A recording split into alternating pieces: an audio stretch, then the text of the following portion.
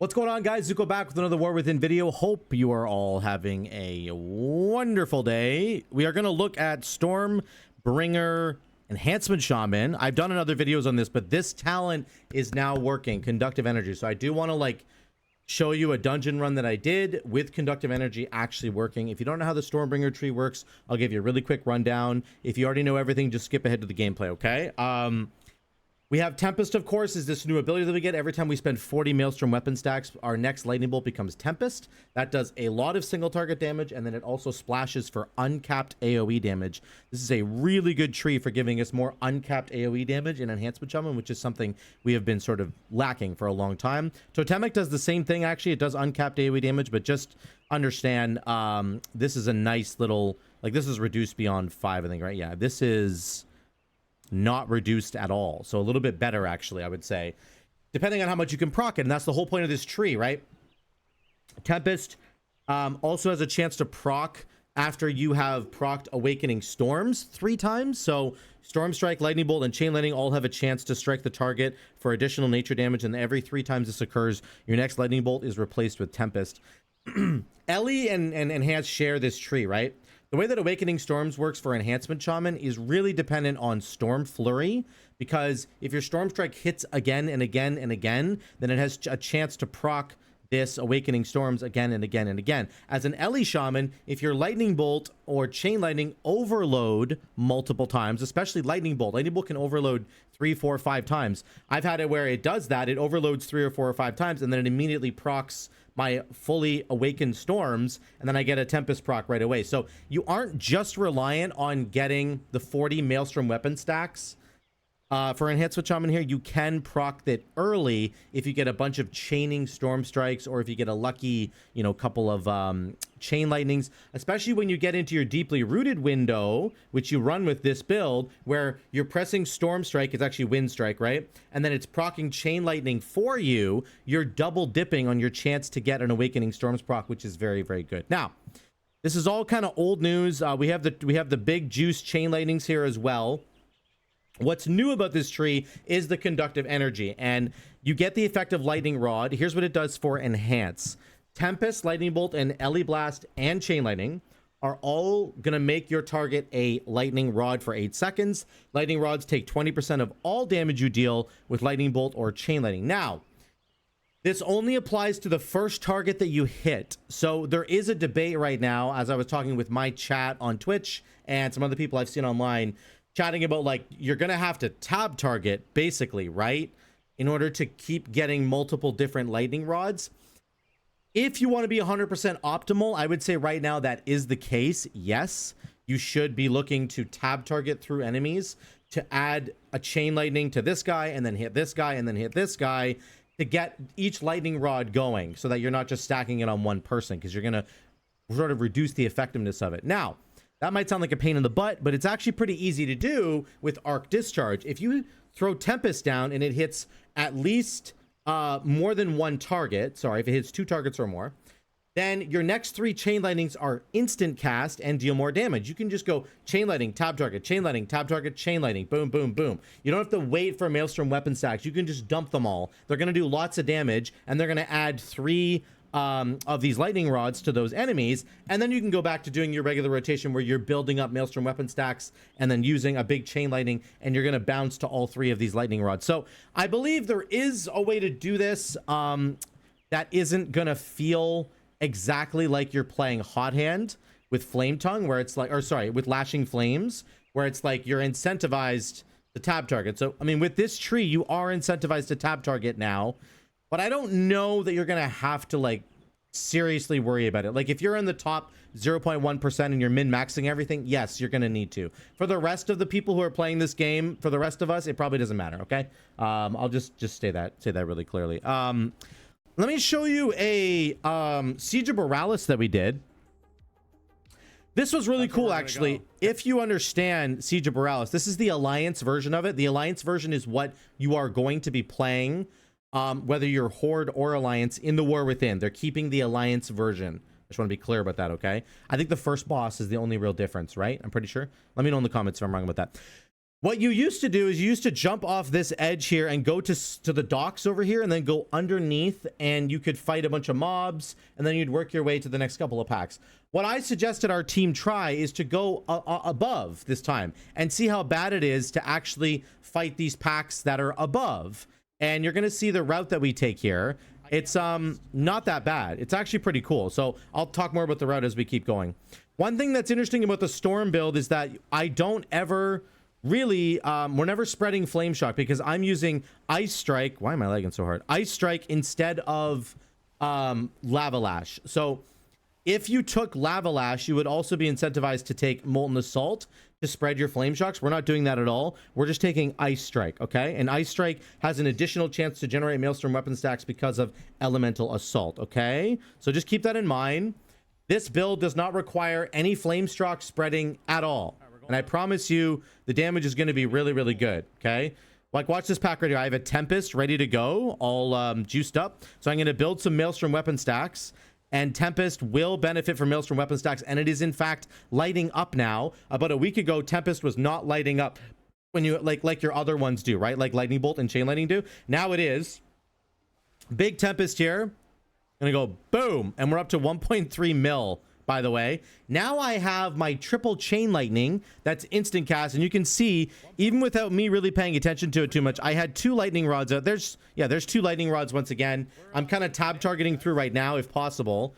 And now I'm in an Ascendance window, and I got 2 lightning rods out, and you can see the lightning rods just coming down, doing damage. It looks really cool, guys. God, it looks so cool. And I think that, like, this tree, if anything, I'm glad it does damage. It actually does damage, okay? I promise you. But besides it doing damage, it looks cool and it sounds cool.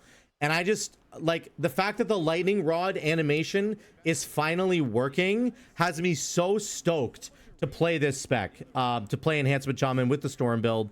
By the way, if you took the underground route that I talked about a minute ago, you'd be popping over this bridge right now. You'd walk across this bridge, and then you'd carry on. So this way, we're just walking down these stairs. We can still skip this pack right here on the left, and you can just sort of jump over them and go. So it's the exact same.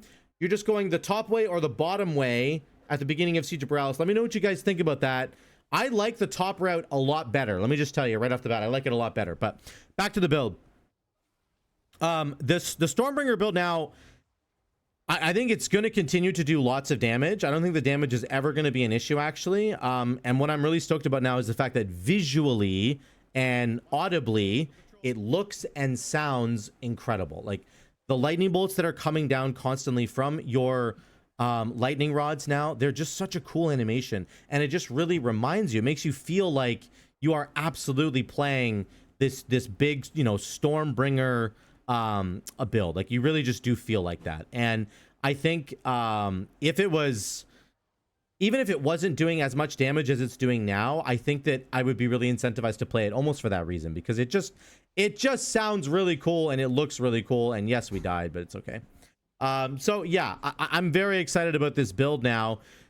The only thing that you're gonna have to think about again is tab targeting through enemies as if you have lashing flames. Now, I know that people really do not enjoy that about lashing flames. That's the predominant, my predominant understanding of it, is that people really don't enjoy the lashing flames style. Please sound off in the comments down below and let me know if you are a lashing flames enjoyer or if you're not. I'm actually a little indifferent. I don't mind it at all. I don't mind lashing flames as a concept. I don't mind having to tab target through enemies, but I do know that some people really hate it. So just let me know what you think about that. Again, I think you're gonna have to do it if you want to be optimal. If you're doing like reasonably sized keys, I don't think it's gonna matter that much. We'll have to wait and see. If it ends up being a difference between like adding 5% more damage or adding 1% more damage, then that might start to matter, but it really is going to depend on what key level you're kind of doing, right? That's just going to be what it's all about. So we'll have to wait and see. I have to do some more testing on it, but it is working now, which is just really cool. We end up pulling the boss by accident. This is Chopper Red Hook. If you don't know this boss, if you didn't fight this boss as a Horde player, because I think he's like an ogre, I'm pretty sure this is the Alliance version of this fight. Let me know. He spawns a bunch of bombs all over the arena. You can see one in the top corner right here. You need to run him into the bomb, okay? So this range player didn't really know what they were doing, unfortunately, and got absolutely one-tapped. You can't let him catch up to you or you're dead. But the bottom line is you need to run him into a bomb. When he hits a bomb, he will get stunned for about 8 seconds or so. And then he will, you're able to do a lot of damage to him, and he's just sort of standing there being stunned. So you can do a ton of damage to him, which is really great. And then you carry on with the fight. He's just going to keep following people. This is a very easy fight, honestly. There you go. He's stunned right now. I forget how long that lasts for. It feels like 8 seconds or so. Maybe it's 10.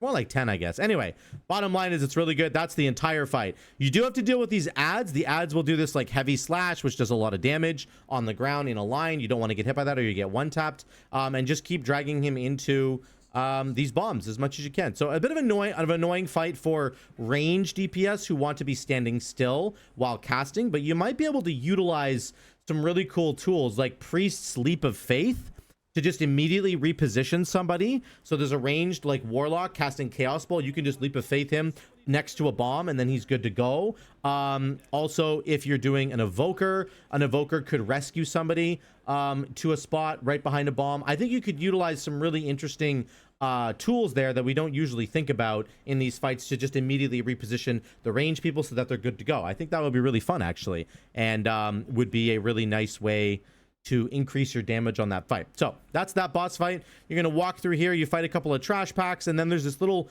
mini game here with this there's a little gauntlet run you have to do where there's enemies that are going to fire bullets at you. Typically, you're going to want to hide behind cover, but a lot of times back in the day, we would send the tank forward, and the tank would just soak up all these bullets, and he would be fine. Once you get to the end and you start attacking the mobs that are shooting at you, they will stop shooting, okay? So, or you can wait till they reload and just go right now like we're doing right now. So that's how that works. There's also this little cannon, like Azerite cannon fire that comes down. From my testing, this does not hurt the enemies. It used to, back in the day, it was a really easy way to clear out these mobs. You'd use their own cannon fire against them. It doesn't work anymore. I actually think in the later versions of this fight, of this dungeon in BFA, it didn't actually work either. But it's kind of too bad because I really enjoyed. It was a good little strategy to like group all these enemies together and then have the bombs drop right on their heads. It was really, really good. So we're still doing lots of damage. That was 600 and some K on like 3 mobs. Like I just think this is going to be an incredible build. We're not even hitting large groups of enemies yet. Like this scales. This just scales, guys. Tempest does uncapped AoE damage. Crash Lightning does uncapped AoE damage. Your Storm Strikes, after you get the Crash Lightning buff, do uncapped AoE damage. It's a very small uncapped AoE damage, but it's there.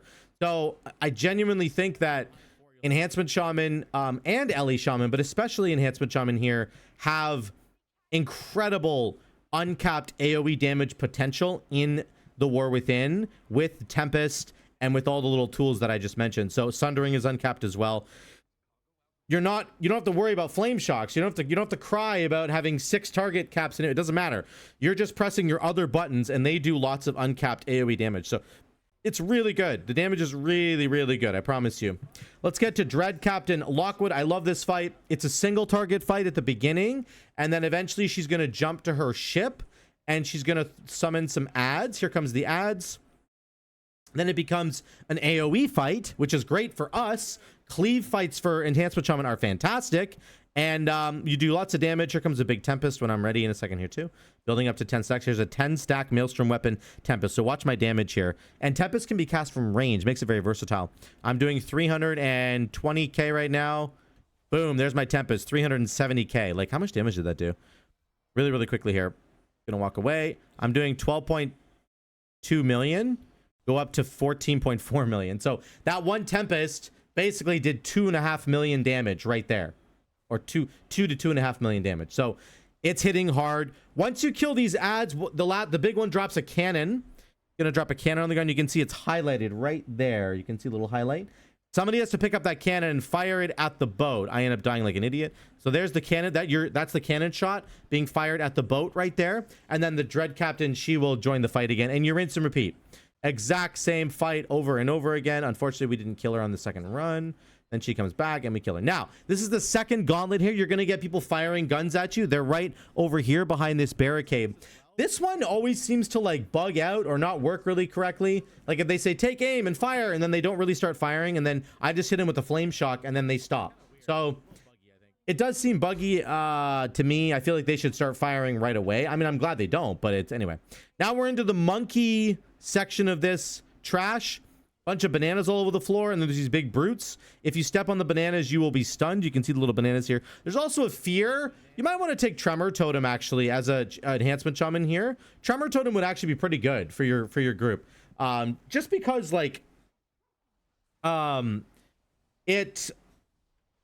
just never know when people might just not understand the mechanics. I think especially early on in season 1. Look how many wolf buffs I have, by the way. I have 4 wolves there right now. It's going to be so disgusting for enhancement shaman. Early in the season, there's going to be people who have never done this dungeon before, and you can really help them out, I think, by having Tremor Totem for these kinds of situations, just to help them with that fear. That big purple swirly that comes out from the ogres is, in fact, an AoE fear. They might not know what it does, and you can help them with that. Probably not worth the talent, but maybe. Who knows? Yeah, lots of bananas, lots of fears. It's that's just this whole section, okay? But you got to be careful where you're walking as well. You might pull more mobs. You can see we're pulling another guy over here. You don't actually want to do that. You're not going to need to. Percent wise, you're going to have more than enough percents. You don't need to pull any extra banana dudes. You don't want to pull any more than you actually need to, is what I'm trying to say there. You're going to round this corner. A couple more packs here. This is one big one right here. And you can see like our opening burst is just disgusting, guys. Especially if you have a Tempest ready to go. There's a million DPS on 1, 2, 3, 4... 6 targets, like almost 5 and a bit, right? It's just good. 1.4 million. Look at this. The damage is good. Sure, maybe we're not like a warlock or an arcane mage inside their cooldowns, but this is more than enough damage, guys. I'm telling you right now, it is looking very good. It's looking very, very good. So I wouldn't worry about it at all. Last trash pack here in the monkey phase of the dungeon. These guys actually hurt a lot. They just stand there and kind of shoot you. You need to CC them, actually. I would highly encourage you to CC these guys, because them just shooting you on a fortified week, it's going to kill somebody, I promise. So, again, we're doing over 1 million damage per second here. It's very good. I'm trying to spread my lightning rods as best I can, but I'm not doing a very good job of it. Something I'm going to have to work on, something we're all going to have to work on, is spreading those lightning rods. This boss, you're going to pull all the trash, basically, that's in this boss room before you fight the boss, and you're going to pull the trash back to this area here, because the boss is patrolling around in that square up there, right up here. And you need, if you pull the boss, then you're gonna have to fight him. So you want to be careful. If you pull the boss back towards this area, like if you accidentally pull the boss, you can bring him all the way back to this area, and he'll despawn. So you don't have to worry about that at all. Yeah, this is all the trash here. Again, we're pulling it back towards here, pulling it. I'm just gonna skip past all this. There's the boss. We pulled him through, but he will disappear. Okay, and then you can clean up the trash that's here. And then the boss will respawn, and then you can fight him, okay? This boss relies on this pillar in the middle of the room. So he's going to put waves underneath people's feet, and he's going to do like a frontal on the tank that sends out a bunch of watery kind of waves. There's breakwater. The breakwater is what goes underneath your feet. Do not do what this person did and stand near the pillar. Do not put a frost thing near the pillar, because that's going to bite you in the butt later in this fight, when he summons a big wall of water, and then you have to stand behind the pillar like it's happening right now. Oh, look at where this frost thing is. This is really terrible. So we can actually just stand out here, but sometimes you might not have enough time. I would just say stay away from this middle area with your frost. Just don't drop it there, because it makes the whole fight more complicated. Just stand outside of the middle area at the beginning, and then you're going to move into the middle area once the waves come. Okay, that's just how you do it. Silk died, unlucky for him. And we're hiding for a second time, and there we go. Then we have to keep going. I just want to highlight again that Silk did in fact die. I hope he watches this video, and that he realizes that he did in fact die on this fight, because I just want him to remember that. That's the end of that boss fight. Nothing too crazy going on, and we continue on. There is a patrol that pops out here. You don't actually have to kill this patrol, but if you don't run through that gate quick enough, then you'll have to pull the patrol. That's the bottom line. Then we get to the final boss fight. This boss fight is kind of crappy right now, so I'm going to explain it. A couple weeks ago, this boss fight used to spawn one demolition terror and one like squeezing terror. The demolition terror has to be tanked by the tank. He has to be in melee range of the demolition terror, or else that tentacle is going to do AoE damage to everybody and kill you. Both of these tentacles need to be killed. You can't progress past this little island to the next island until you kill the squeezing tentacle and release the man that is stuck in there. He's going to repair this cannon, and then you fire the cannon at the boss. You have to repeat that 3 times to kill the boss. That's how this fight goes. So you have to balance your DPS between killing the demo terrors and then also killing the squeezing terrors. That's what you need to be doing, okay? Now, what Blizzard has actually added to this fight in like last week, literally, is a second demolishing tentacle on spawn. In the previous iterations of this fight, demolishing tentacles would just spawn periodically. The longer you stayed on a platform, the more demolishing tentacles would spawn. And so now there's 2 spawning at the same time, which has created some interesting problems. You can see this guy just cast Hull Cracker over here really, really quickly because nobody was within melee range of this guy. So the tank needs to be standing like right here in order to be in melee range of both of them. Okay, I just want to give you those tips because this ended up wiping us like 1,000,000 times and it's very, very annoying. So I just want to make sure you understand that. Okay, there's the gripping terror. You can see the man stuck inside. You need to get him out. There's also a really nasty dot that gets put on allies, and your healer has to dispel people who have the dot. Now, the person who gets dispelled, if there's anybody standing near that person when they get dispelled, they're going to get, everybody else gets knocked away. So there's a very interesting, like, you have to balance that a lot. Here's the cannon. Silk's going to jump in the cannon and fire it. There, you can see the cannon is repaired. He's firing it at the boss. Boom, right there. He fired it. And then the boss took about 1/3 of his life in damage. And then you move to the second platform and you rinse and repeat.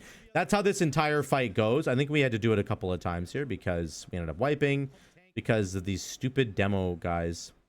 Yeah, the final platform is like a serious problem because it has a demolition terror on this side and a demolition terror over here on this side. So I think what you need to do is you have to have the tank stand alone on one side, tanking this demolition terror, and then the rest of your group can stand over here, tanking this other terror right here. And then you're going to use your crowd control to stop the terror from like basically doing anything. Keep stunning him and do sundering and do as many stuns as you can. And then you'll be able to basically CC lock that terror so that he ends up dying, and then, or he ends up, you're able to kill him without everybody dying. That's what I'm trying to say. So yeah, that's how this fight kind of goes. This is us running to the third platform. You kind of want to run as a group. It's very dangerous. This fight is honestly pretty buggy. I don't really understand why, but anyway, on this final attempt, me and the monk and the DK, we're all standing here blowing up this demolishing terror. We're just going to hold DPS on the gripping terror because we need to kill this demo terror like ASAP. And I summoned Rocky so that I had a little bit more life. And we end up blowing up this terror. I end up getting knocking back there, but that's okay. We end up killing him. Then we killed the gripping terror. As soon as the gripping terror is dead, you can he'll go repair the cannon, and then you can actually fire at the boss. You don't even have to kill this demolishing terror, I think, which I didn't realize right away. So that's kind of my bad. I should have just jumped into this thing earlier. That's me jumping into the cannon. You want to target the boss and fire the cannon, and boom, that's the rest of the dungeon. That's the whole dungeon fight, okay? Let's look at our overall DPS. I wasn't able to look at it right here, right away, because I just didn't record it, but I have it right here.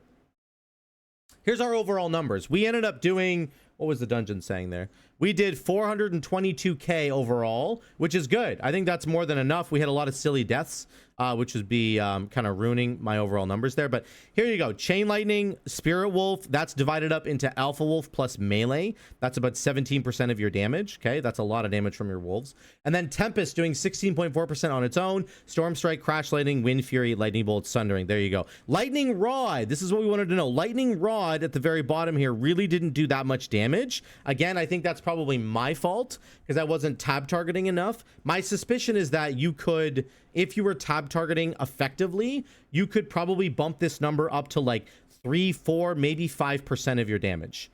Genuinely, you could probably bring it up to like, instead of doing 10 million, you could probably do like 40 million. Now, that's going to take practice. It's going to take a lot of tab targeting. So that's me saying like you could play this optimally, which is like 4% of your damage, or unoptimally, which is like 1.2% of your damage, what I'm doing here. It's up to you. I think that's what you could probably get out of this new talent, but it is working now and it's doing a very, very good job. Those are our overall numbers. This is the build that I ended up running. I actually also think you should dump Converging Storms for Storm Blast. I think this is going to end up doing more damage. My Converging Storms bumped my Storm Strike damage a little bit, but I don't really think it bumped it by that much, to be totally honest. So Storm Strike is more of a conduit. It's more of a setup ability. It's not an ability that does a lot of damage on its own, to be honest. I wish it did, but it just doesn't. So that's the build, guys. That is Lightning Rod working. That's Conductive Energy. Let me know what you think in the comments down below about the Storm build for Enhancement Shaman. We'd love to hear from all of you down there. I think this is going to be a build that works really, really well. Honestly, I'm very encouraged by how much damage Tempest is doing. I really wish it did more damage for Ellie Shaman. I genuinely think that this tree was built for Enhancement Shaman and to scale the damage of this with Maelstrom weapon stacks, and then they gave it to like Ellie Shaman and they're like, oops, we forgot you don't have Maelstrom weapon stacks to scale the damage. So the damage you get out of Tempest from Ellie Shaman is garbage, but on Enhance it's very, very good. So let me know what you think in the comments down below. Thank you so much again for watching. Love you all. I will see you in the next one.